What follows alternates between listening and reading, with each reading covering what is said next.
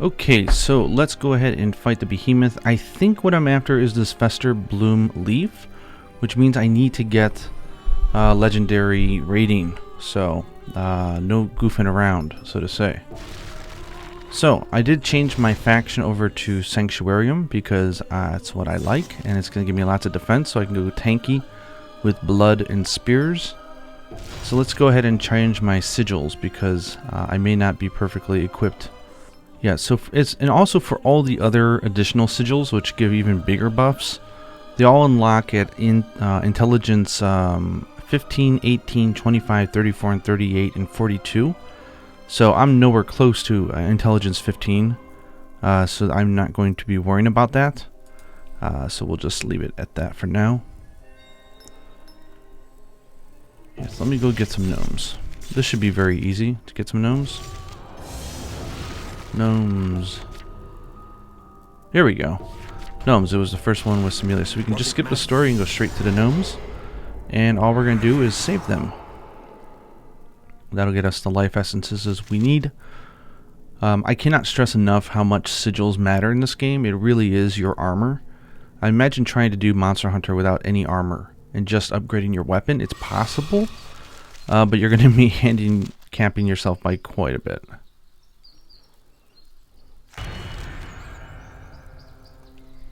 We'll just press start to skip these things. Put this on.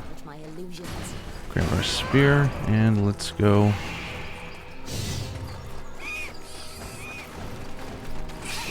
So I should have put the spear at the square button because it's very hard to hold down X, like the running, and do this at the same time. It's very uncomfortable.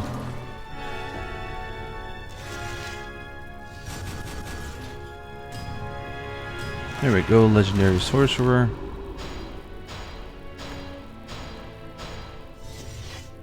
We'll get that final reward, the Icebird Pinion. Again, getting legendary on these things is really important so you can increase your intelligence, which is going to unlock new stuff. So very important this early in the game. Got a Force Surge, and there it is, the Puncture Sigil 1. That's the one I want to equip. 15% increase is quite substantial at this point in the game. You'd think it's just small, but it's not. Magic? Okay, let's get out of there. We were going to go for Behemoth.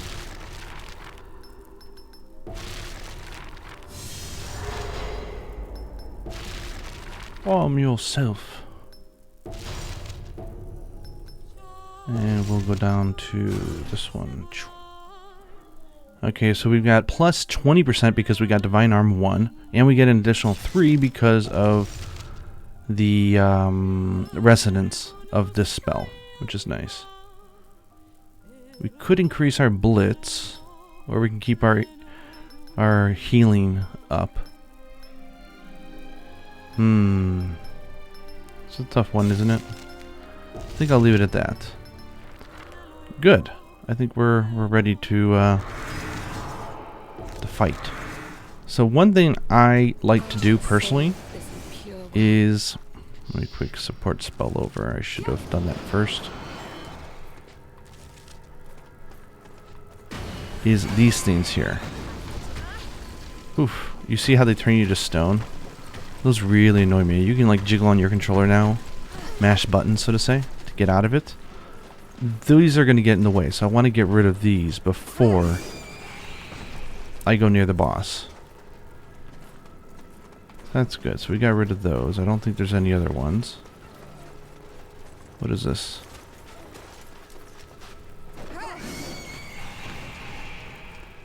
Okay. So we're good. Let's start it. Let's quick go in. We do not have time. We want to get the Godspeed points. And we also don't want to get hit much. Yummy tree. On its legs, on all fours. So I think what we'll do here is get some thrusts in. The spear hits really wide, which is really nice.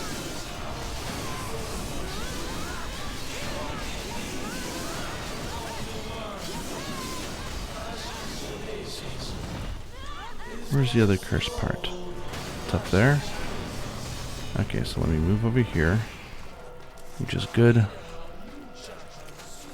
We'll save this monster. I haven't even seen what it is. It's a man. Is it a man though? I don't know. It looks like one. Look at the triple waifu. That's not worth bonus points. I don't know what is. I can actually get Sortiara's costume if I go into that quest where I have to fight her and I do it 5 times. You can unlock the outfit, which is really nice. Then it truly is the 3 main characters. Okay, let's see if I got what I wanted.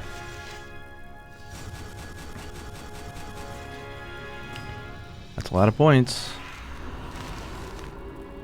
Legendary.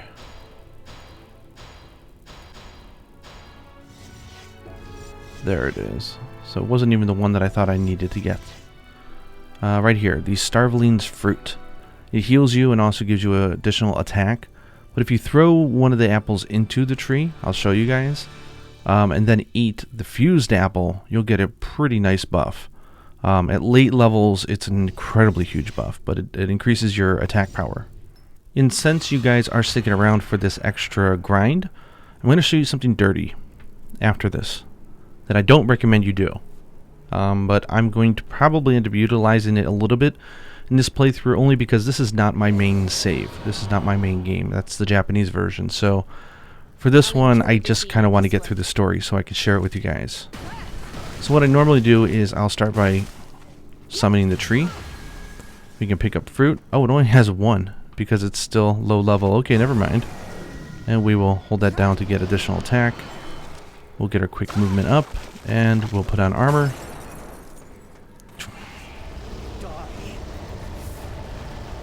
Die.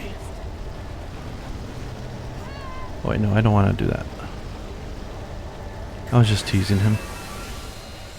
I'm so nice.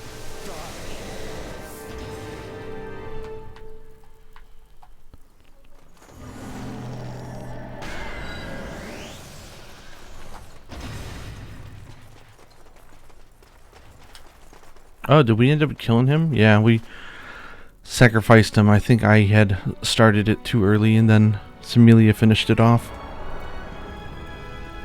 That's fine. I just wanted to show you what the apple tree does.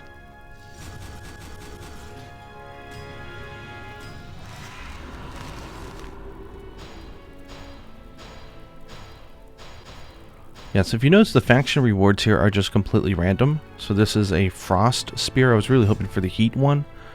It's just totally random what you might get there. These are the ones that are listed in the quest thing, and these are the 2 types that you can get for breaking parts.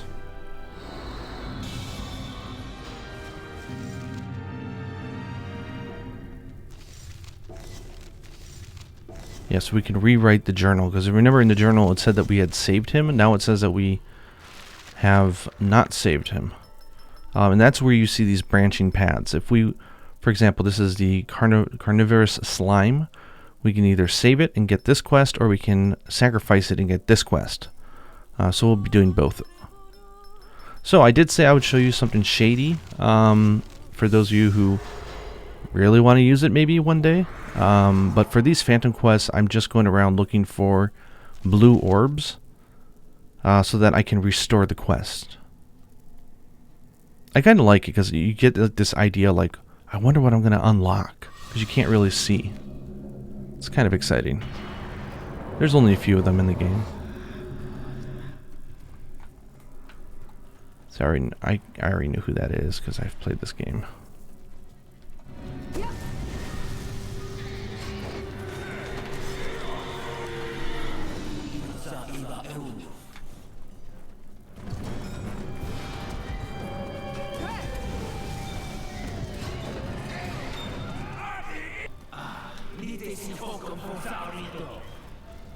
I don't know if that's a made-up language. Latin, German, I have no idea.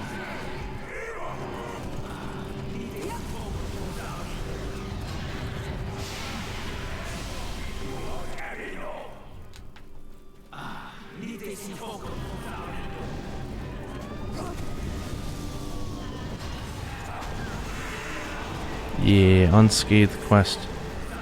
We didn't get hit. Oh, it's the leprechauns or the dwarves. I can't remember which one this is. These guys are one of my most hated bosses in the game. I'm so gung-ho and like, you know, aggro that they just stop me. But we can deal with them. Get a big shield, knock them in the face. This is the dwarves.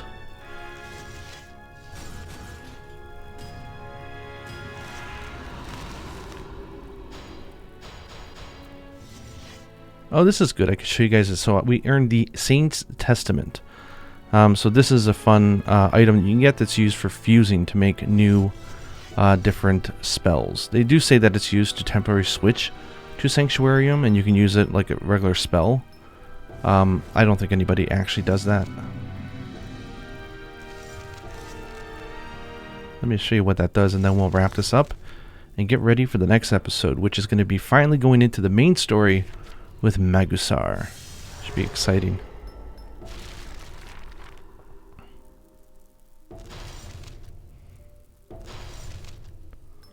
So, if you notice here, we went over, I pressed L to go into fusion, and you can see I can now make silver spells.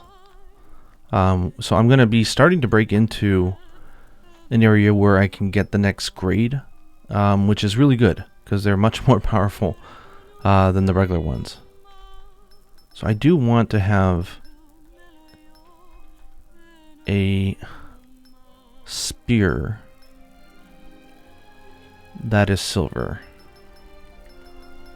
I think I will go for this one because it is non-elemental.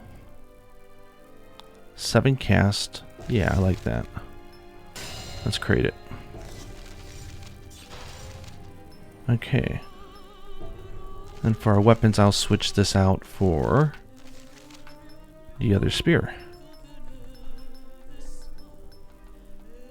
Yeah, you see it's not even as powerful as the Red Riding Hood one. Generally, the faction rewards are more generic, and the ones that you earn from monsters are more powerful. Not always the case, but generally, that's what you'll see a trend.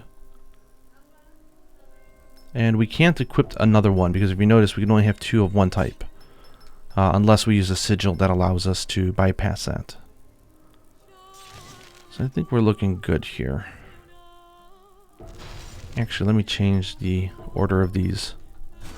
That should be here. Then when I use the Phoenix Feather, I want the square button to be spear.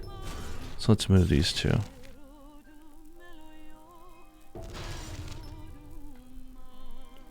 Then holding X and pressing triangle is really hard, so we'll put this in circle. We can go ahead and we can record this gear, just in case we lose it. We can name it, we can do all sorts of stuff. Okay, now I did promise you guys I would show you something a little shady, so I should do that now and make good on my promise. So let's just go into a regular old goblin hunt here. And I'll show you what I'm talking about. This is a weird bug slash exploit that's been in the game for gosh knows how long. Obviously they're not going to patch it or fix it because this game is like 7 years old. And again, I do not recommend it for your first playthrough of the game at all, because it's like you'd be ruining the grind for yourself, and that's not fun. That being said, because I am going to be upfront that I will utilize this at times during my playthrough so that you guys don't have to put up with me not posting for a week because I'm grinding or something. Nice camera angle. I do want to show you what it is, because I believe in being honest.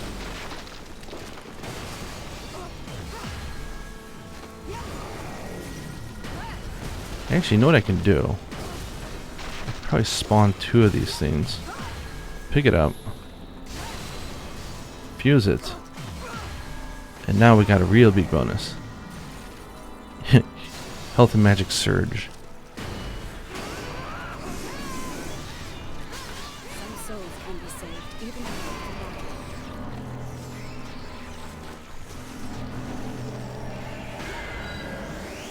Okay, so I'm going to purposely run out my spears here. Watch me just run them out.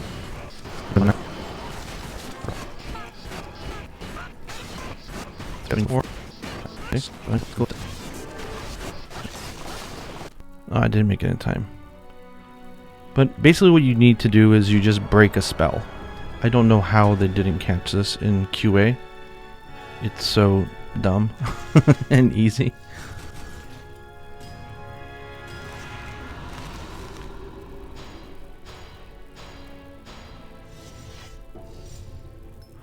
Okay, we got a shield. That's nice. Okay, so what we want to do is go to the arm yourself screen. If you notice, we have a lot of broken stuff here. So instead of pressing triangle to renew it, we're going to press select button to go try them out. This is going to put us into the training room where we can do stuff such as attack, refresh. We can actually fix our spells in here.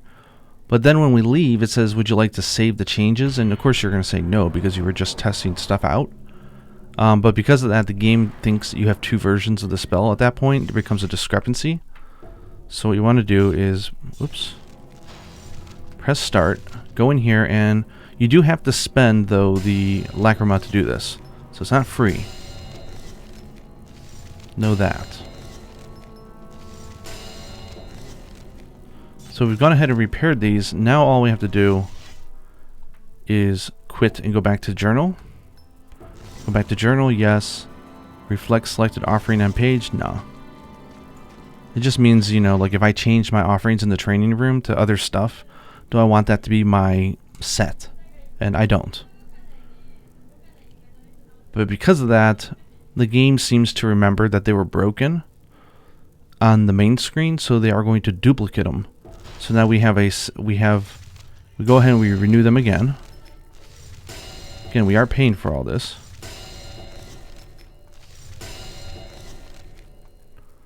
But the thing is if you unequip the stuff, watch what you'll see. We've actually got two of these things now.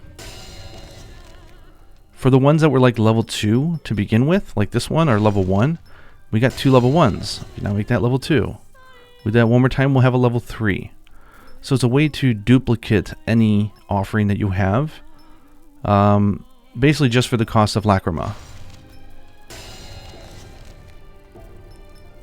It's horribly cheap. Again, don't do this if this is your first time playing through. You're going to ruin a lot of the enjoyment. But if we're just trying to press through to show stuff, I see no problem with it. Oh, we actually have this?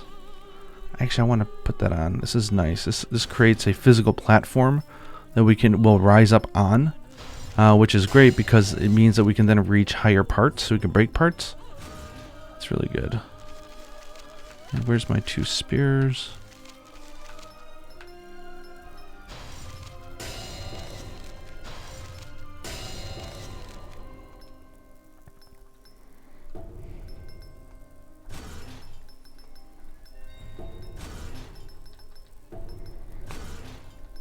There we go.